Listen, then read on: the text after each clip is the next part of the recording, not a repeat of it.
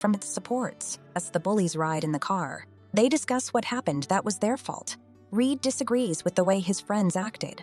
The boys catch up to the sheriff's car. They start taunting Kelly.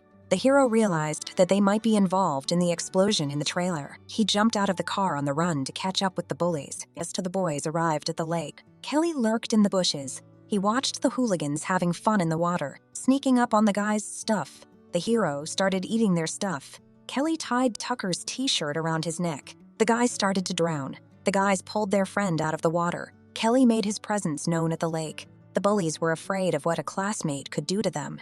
The hero heard the conversation of the guys. He decided not to harm Reed.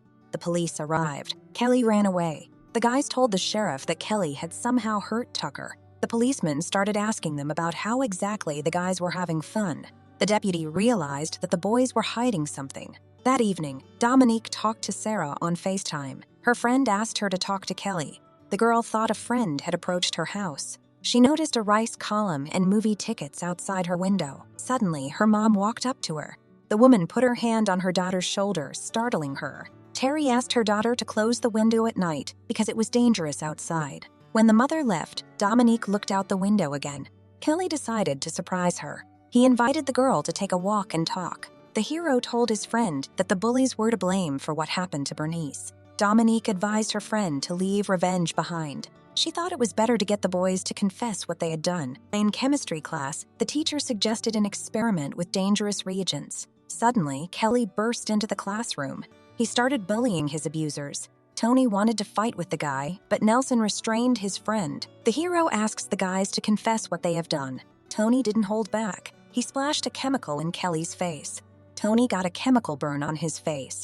Sarah wanted to avenge her boyfriend and punched the hero in the groin, but she felt the pain herself. The sheriff walked into the classroom. Kelly ran away. Sarah arrived at Nelson's house in the evening. She told the boy about what she saw at the funeral. The boys had gone to Vane's grave to pick a plant that had made Kelly sick. Nelson put the plant in the bathroom at his house. In the evening, Coach Whitcomb told his sons to get ready for the match. The next day, Red Moose and the sheriff supervised a backhoe that was removing vegetation on Flieger's grave. Afterward, Adler came to the field to see Gus. He felt the coach should cancel practice. The sheriff left for the parking lot.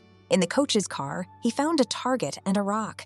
Kelly snuck over to Whitcomb's car. He wanted to take something from Nelson's bag to get revenge. Adler went back to the field to talk to the boys about the find. The hero found a drill in the coach's car. The sheriff realized the Whitcombs were hiding something. Kelly walked onto the field. He chewed on Nelson's sock and wanted to put on a show. Reed said he had nothing to do with what happened in the trailer and ran off. His brother grabbed the canister used to put out the fire. Hero started drilling his knee. Nelson experienced pain instead of Kelly. Hero wanted his enemies to confess to the crime. Adler reminded the guy that he wasn't like those bullies. The sheriff guessed that the guys were involved in the fire at Kelly's house. Also, Adler said he knew about Flieger giving the guy the power. Kelly listened intently to the man. All the while he had a drill spinning in his knee. At the noise, Dominique came running in. The girl was running in the stadium. She asked her friend to stop. The coach attacked the hero, but he was thrown back on the grass. Nelson sprayed the contents of the canister on Kelly. He and Sarah placed the leaf juice inside, which harmed the hero. Dominique ran up to a friend who was feeling sick. Coach grabbed a gun from the sheriff. Kelly confessed to the man that it was his sons who set the trailer with Bernice on fire. The man fired and hurt himself and Nelson. Dominique was disappointed in what her friend had become. Adler offered to help the boy. On a full moon, the sheriff and Red Elk performed a ritual. Dominique sat next to her friend.